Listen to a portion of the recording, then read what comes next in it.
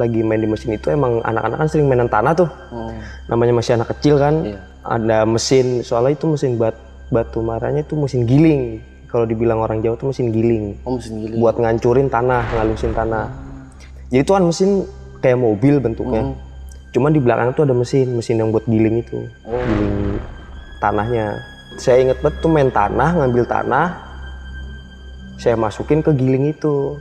Tiba-tiba kayak ada bayangan tangan yang narik. Jadi kan mesin gede nih, seberang-seberangan. Jadi yang narik tuh di depan saya. Kayak ada ngerambet ya. Terus tiba-tiba saya masuk tuh ke mesin. Kan karena tangan diperban. Itu udah busuk bang. Udah bau. Udah ada bau-bau lah, udah bau-bau busuk karena itu kan masih penanganan khusus. Ini juga pas lu undang ke sini juga gue ngeliat mesin ini juga masih ada rasa trauma bang. Trauma tuh. Masih sampai sekarang masih keinget. Ya pokoknya kalau ngebahas itu masih keinget lah kejadian itu. Ya gimana nggak trauma ya pas lu undang ke sini. Ya orang kejadiannya sampai kayak gini. Itu. Habis tuh. Habis semua sampai sini. Semua. Itu kulit-kulitnya. Iya kulit kelupas pada. Tuh.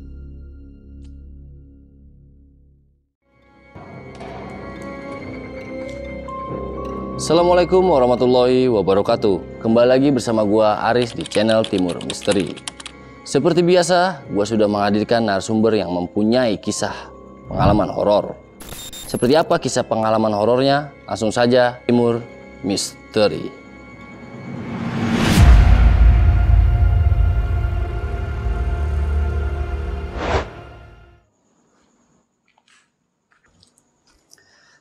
Assalamualaikum Bang Ajis. Waalaikumsalam Bang Terima Aris. kasih nih Bang Ajis nih udah mau mampir ke channel Timur Misteri ini Bang Ajis. Gimana kabar Bang Ajis? Alhamdulillah sehat. Alhamdulillah sehat ya. Nah sekarang Bang Ajis nih kita mau nanya-nanya nih kan kondisi sekarang Bang Ajis yang seperti ini itu yang membawa Bang Ajis seperti sekarang lah kondisinya gitu ya. Itu kejadian di tahun berapa kira-kira Bang Ajis? Kejadian di tahun berapa ya? Pas tahun lupa, mungkin kayaknya pas lagi lulus SD, baru lulus SD. Lulus. Satu SMP-an itu. Satu SMP-an? Iya. Oh, satu SMP-an. Oke Bang Ajis, nggak perlu berlama-lama lagi. Seperti apa sih Bang cerita detailnya Bang?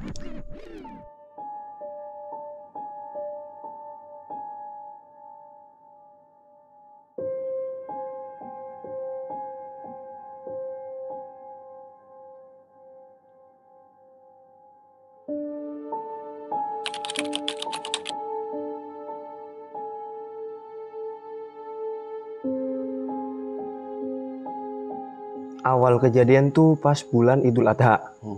Pas Idul Adha pas itu potong kambing. Pas dari kejadian itu belum gak ada berpikir buat ya sampai kayak gini gitu, kondisi kayak gini. Itu bangun tidur jam 12 jam 1-an, terus bangun tidur terus mandi, bantuin orang potong kambing. Bantuin orang potong kambing. Itu kan yang potong kambing nyusul lah.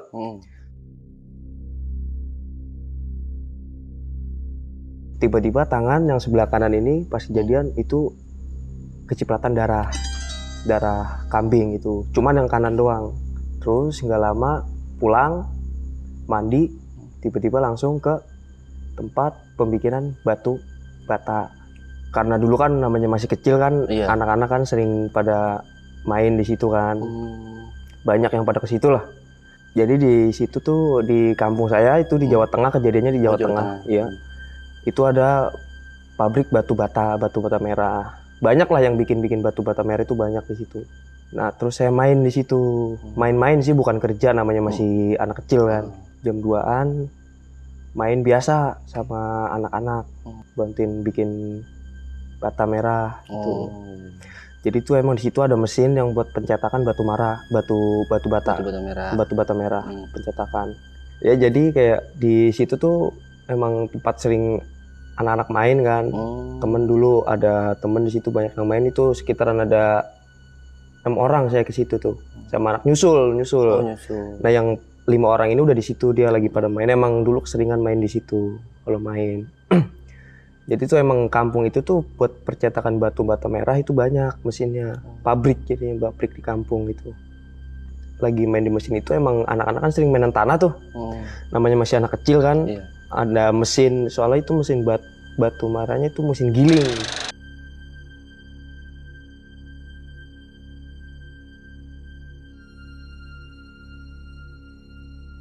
Kalau dibilang orang Jawa tuh mesin giling. Oh, mesin giling. Buat ngancurin tanah, ngalusin tanah. Jadi itu kan mesin kayak mobil bentuknya. Cuman di belakang tuh ada mesin yang buat giling itu. Giling tanahnya. Saya inget banget tuh main tanah, ngambil tanah. Saya masukin ke giling itu. Oh, tempat penggilingan itu. Tempat penggilingan itu aturan kalau sama orang yang dewasa di situ tuh nggak boleh. Oh, harusnya dilarang. Harusnya dilarang, harusnya. Cuman namanya masih bocah kan, masih anak-anak, masih ngeyel. Itu tuh ada yang 5 orang itu sama, pada mainin semua tanah. Pada masukin pakai tangan sendiri gitu. Pas giliran saya masukin, tiba-tiba kayak ada bayangan tangan yang narik. Jadi kan mesin gede nih, seberang-seberangan. Jadi yang narik tuh di depan saya. Kayak ada ngerambet ya. Terus tiba-tiba saya masuk tuh ke mesin.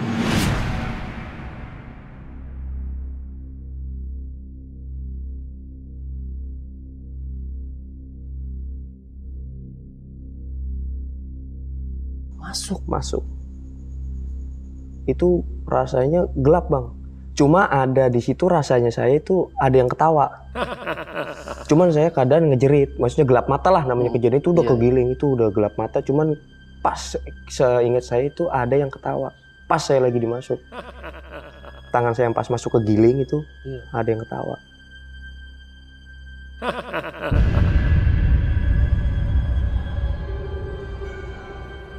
Maaf nih Bang, maksudnya setangan yang ini? Yang kanan. Hancur apa? Hancur sampai sini, sampai perut ada juga sobek.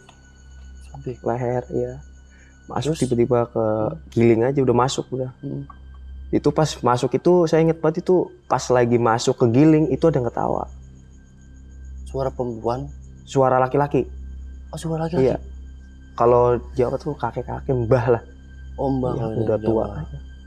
Suaranya kayak udah mbah. Suara terus kakek-kakek. Awalnya juga laki yang ngerambet tangan itu awal mau kejadian itu sama laki-laki.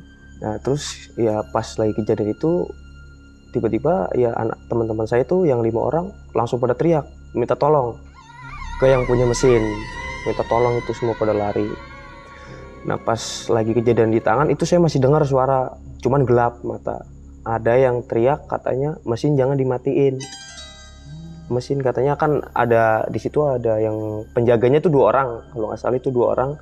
Nah yang satu mau matiin mesin, cuman yang satu yang punya bilang jangan, nggak boleh. Jadi pas tanya itu kalau emang dimatiin nanti tangan itu nggak bisa kecabut gitu. Jadi pas keadaan kegiling muter dicabut, tangan saya dicabut, bener-bener masuk, cuman tangan ketahan di sini. Tali besi. Pas dievakuasinya tuh pas mesin masih hidup, nggak keadaan mati, masih hidup. Pas ditariknya tuh masih hidup. Pas udah ditarik pun masih hidup, itu mesin nggak bisa mati. Belum bisa mati, dimatiin tuh susah mesin itu. Pas kejadian. Ya jadi tuh sebenarnya pas kejadian itu tuh awalnya emang sebenarnya tuh kita, maksudnya sama anak-anak yang di kampung itu nggak boleh buat main-main di situ. Karena itu dulu ceritanya di kampung itu mistisnya gede, maksudnya masih angker katanya, dilarang juga kita main di situ. Cuman namanya masih anak-anak kan, pada ngeyel, tetap pada main di situ. Gitu.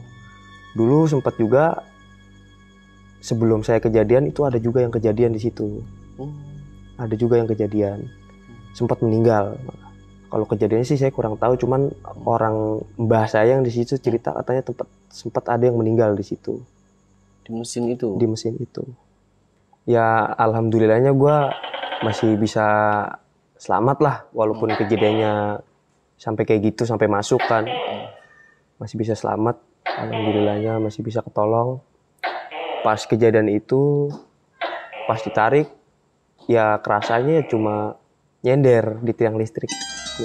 Pas awal ditarik itu, sadar-sadar itu ada di tiang listrik lagi nyender. Cuman udah gelap mata. Cuman masih ngeliat masih bisa, cuman redup mata. Aduh, ngeliat tangan masih utuh, cuman pada ngampleh. Sini kulit pada ngampleh semua. Sini sobek, perut juga sobek. Ada juga nih yang pas gue lupa itu sempat ditegur sama saudara di kampung, sama Le lah. Kalau di kampung kan bahasanya Le. Itu sempat ditegur itu abis azan asar kalau nggak salah. Ingat itu masih azan asar itu disuruh pulang. Sebelum kejadian itu disuruh pulang. Pulang mandi, udah sore. Cuman gue bilangnya nanggung. Nah dari nanggung itu selang setengah jaman kejadian, langsung kejadian. Tuh gue disenderin di tiang listrik. Terus itu nyari motor buat evakuasi gue ke rumah sakit, ke puskesmas lah. Kalau di Jawa tuh puskesmas bukan rumah sakit. Puskesmas.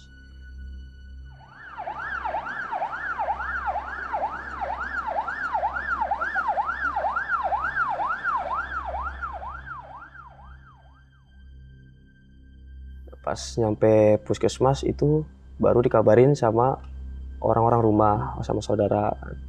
Nyampe rumah sakit itu keadaan masih sadar, cuman linglung keadaannya, kayak lemes lah, kayak lemes, ngeblur semua.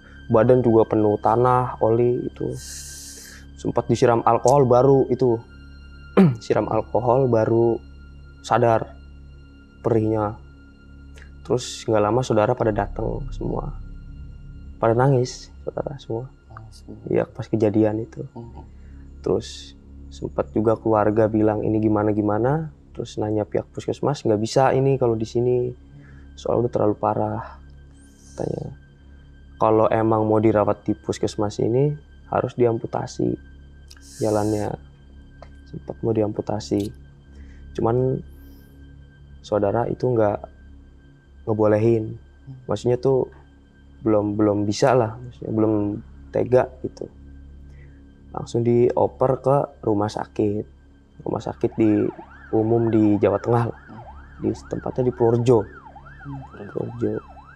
Dan rumah sakit di situ pun datang masih sadar juga tuh. Cuman pas di ambulan itu nggak boleh tidur. Masih sadar juga, cuman nggak boleh tidur. Itu ditutupin jaket tebel. Itu darahnya diperes sampai setengah ember. Darah, masih sadar, masih bisa ngeliat darah juga.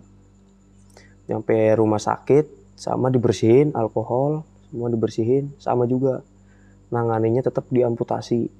Hari itu juga. Soalnya itu keadaannya udah hancur semua. Tulang udah pada kelihatan, semua udah hancur lah. Sini udah kekupas, sini sobek. Gitu. Di situ tetap saudara nggak ngebolehin, tetap kayak mau diusahain lagi lah, nyari rumah sakit lagi. Dari situ dirawat sehari, nunggu persetujuan maksudnya orang tua sama saudara lah. Karena dulu kan gua tuh di kampung dititipin sama mbah, kalau orang tua tuh di sini di Bekasi. Di Bekasi kalau orang tua. Jadi gua minta persetujuan orang tua juga, sama manggil orang tua yang dari Bekasi tuh suruh datang gitu. Pas dari rumah sakit dirawat sehari, tetap nggak ada, maksudnya tuh harus diamputasi segini. Tetap dia harus amputasi segini soalnya nggak bisa ditanganin gitu. Terus cari cara lain, saudara pindah lagi ke rumah sakit di Jogja. Nah di Jogja sempat mau ditanganin, cuman orang tua belum datang dari Bekasi, lagi dalam perjalanan. Maksudnya tuh minta persetujuan operasi dari orang tua, tanda tangan lah gitu. Nah pas di Jogja itu pas lagi rawatan, pas dirawat itu sempat dibius juga karena saking sakitnya nggak kuat kan. Pas lagi dibius itu gue sempat lihat sosoknya lagi. Lihat sosoknya lagi itu yang kakek-kakek itu pas lagi di kejadian itu di lokasi. Itu sosoknya tuh kakek-kakek, kalau buat umur udah tua. Pakai kebayan, pakai kupluk, kalau bahasa Jawa kupluk, peci hitam miring pecinya. Tuh. Pakai baju batik Jawa. Jadi pas cerita di mimpinya ini, gue lagi duduk di mesin nih, lagi duduk di mesin. Tiba-tiba kayak disuruh ngidupin itu mesin sama kakek-kakek itu. Tiba-tiba gue langsung ditarik kayak nggak ditarik sih, kayak ngelambein tangan, disuruh ke sini, langsung masuk gua. Itu dalam mimpi gua pas lagi di rumah sakit, pas dibius, itu mimpinya. Jadi kalau menurut gue ini kayak adegan nyata, maksudnya detailnya tuh dalam mimpi. Jadi tuh kayak di mimpi itu ya kayak mereka ulang kejadian gitu. Benar-benar kejadiannya sama kayak gitu. Sosok kakek-kakek itu juga. Sampai ke bawah tuh dalam mimpi pas di rumah sakit juga. Nah pas sesudah sadar itu dari rumah sakit, pas dibius, sempat juga mau disegini lagi, diamputasi di Jogja. Karena nggak bisa ditanganin. Karena kan itu rumah sakit umum. Katanya udah terlalu parah. Anaknya itu terlalu parah. Nyari solusi lagi, pindah lagi rumah sakit di Purwokerto. Itu di Purwokerto di rumah sakit umum gede juga. Nah pas di Purwokerto ini orang tua datang langsung. Pas masuk UGD, langsung masuk ruang operasi. Orang tua dipanggil, suruh tanda tangan. Ini nggak bisa bu, harus diamputasi. Ibu saya nggak ngebolehin lah. Usahain dok, tolong diusahain gitu. Jangan sampai diamputasi. Belum tanda tangan, saya keluar lagi dari ruang operasi. Keluar lagi tuh di rumah sakit, sempat dirawat juga, rawat inap di situ selama seminggu. Itu selama seminggu saya masuk ruang operasi itu 3 kali. Itu cuma buat minta persetujuan orang tua buat tanda tangan amputasi, karena itu nggak bisa diatasin, udah hancur. Nah, pas kejadian di rumah sakit di situ, pas orang tua saya disuruh tanda tangan, yang ketiga kalinya disuruh operasi, pihak dokternya itu rumah sakit udah angkat tangan, orang tua saya diusahain, disuruh pulang dari rumah sakit itu, disuruh pulang, kan kebetulan emang di Purwokerto itu ada saudara, adik orang tua tinggal di situ. Itu keadaan masih parah, itu belum ada penanganan khusus lah, disuruh pulang itu di rumah. Pas sehari nyampe malamnya kan karena tangan diperban, itu udah busuk bang, udah bau, udah ada bau-bau lah, udah bau busuk, karena itu kan masih penanganan khusus gitu. Pas malam itu diganti perban sama dokter panggilan diperban. Pas mau ganti perban itu bilang dokternya ini masih penanganan khusus, nggak boleh dibawa pulang karena emang udah busuk tangannya. Pas kejadian itu saya tidur mimpi lagi. Itu bener mimpi lagi. Dari kejadian saya duduk sampai suruh nyalain mesin, kegiling, terus ditarik sama kakek-kakek itu, ngereka adegan lagi, mimpi lagi, masih kebayang di situ. Terus ya bangun, orang tua nyari rumah sakit, ketemulah rumah sakit ortopedi itu khusus tulang. Ketemu, alhamdulillahnya masih ketemu juga tuh. Dapat nyari info sana sini buat penanganan khusus tulang, itu masuk di rumah sakit itu. Tempatnya masih di Purwokerto. Di ortopedi masuk rumah sakit UGD, langsung operasi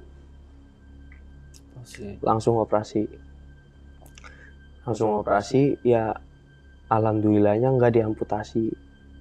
Itu sampai orang tua nangis.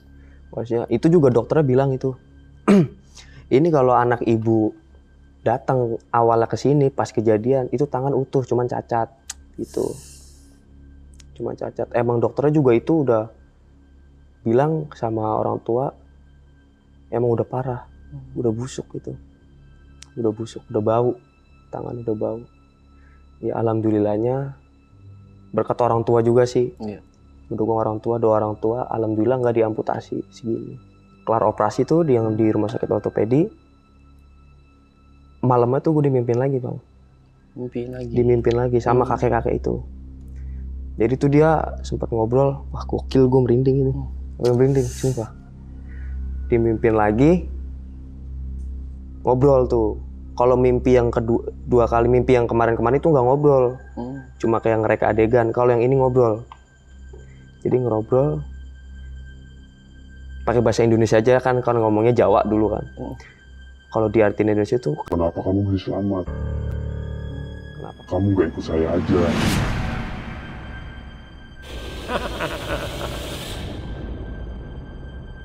Pas di situ gue kaget, lah kok sampai kayak gini gitu, sampai dimimpin terus, sampai ngomong kayak gitu tuh kakek-kakeknya. Pas situ belum cerita tuh ke orang tua, belum sempat cerita ke orang tua. Pas kejadian dari awal dimimpin gini belum cerita. Pulang, akhirnya disuruh pulang. Udah 1 bulan itu di rumah sakit itu disuruh pulang. Pulang ke tempat saudara yang awal itu pulang itu, yang nitip di situ. Baru cerita ke orang tua, baru berani cerita itu. Walaupun masih trauma tetap tapi cerita itu. Nah pas itu gue cerita ke orang tua, pas gue ceritain gini ketemu kakek juga tangan dirambet, pas gue masuk ke giling terus sampai mimpi gue ceritain juga, sampai mimpi yang ketiga gue ngobrol kenapa kamu masih selamat, kenapa nggak ikut saya aja, itu cerita ke orang tua. Sampai orang tua nyebut tuh. Nah dulu emang orang tua cerita, pas ceritain emang dulu itu tempatnya tempat mistis, angker emang itu. Jadi mbak gue sempet cerita, jadi lagi pas awal pabrik itu buka, itu sempat ada yang kejadian meninggal. Ada yang meninggal, merinding lagi gue. Sampai meninggal, baru ceritain dulu itu sempat ada karyawan di situ, itu dia yang meninggal. Ya sempat orang tua bilang ya nggak tahu apa itu orang yang kamu lihat itu kakek-kakeknya itu apa bukan, nggak tahu. Cuman dulu sempat ada kejadian di situ. Ternyata itu yang kakek-kakek itu yang gue mimpin itu pas mbah gue yang cerita itu meninggal karena di mesin itu, kena mesin itu. Nah terus mbah gue tuh cerita lagi pas awal kejadian itu orang meninggal. Jadi tuh kejadiannya tuh hampir sama, hampir persis pas mbah gue cerita. Jadi dulu itu kejadiannya habis asar juga. Pokoknya mau maghrib kejadian. Nah sempet dilarang juga, bukan dilarang, disuruh berhenti gitu karena udah sore. Cuman tetap dilanjut kejadian. Kalau dia sampai meninggal. Itu mbah gue cerita pas gue cerita kronologinya gue kejadian sampai kayak gini gitu yang dimimpin kakek-kakek gitu. Jadi terus mbah gue tuh sempat cerita lagi, bukan cuma gue doang yang lihat kakek-kakek itu, warga pun ternyata banyak yang lihat di situ. Ada yang lihat lah, pernah ada yang lihat kakek-kakek di situ karena itu kan mesin operasionalnya kan kalau tutup habis maghriban kalau biasanya habis maghrib itu udah tutup, udah nggak dibuka lah. Jadi itu ada warga malam lewat situ ngeliat juga kakek-kakek itu. Mbah sendiri itu yang cerita. Warga situ kan kalau ngeliat apa-apa kan pasti cerita tuh ke tetangga, cerita. Mbah gue sempet dengar cerita gitu, sempat ngeliat kakek-kakek warga situ itu tangannya buntung masuk ke mesin itu. Itu wujud halus, maksudnya bukan orang kayak kita, jadi kayak diliatin gitu kakek-kakek itu. Nah bukan warga juga sih yang lihat, jadi ada karyawan di situ juga yang sering tidur di situ, ada yang jaga di situ kan satu orangan, biasanya ada yang tidur di situ karyawan. Itu sering lihat dia kejadian di situ, kayak mesin bunyi sendiri tiba-tiba. Lihat kakek-kakek juga. Gitu.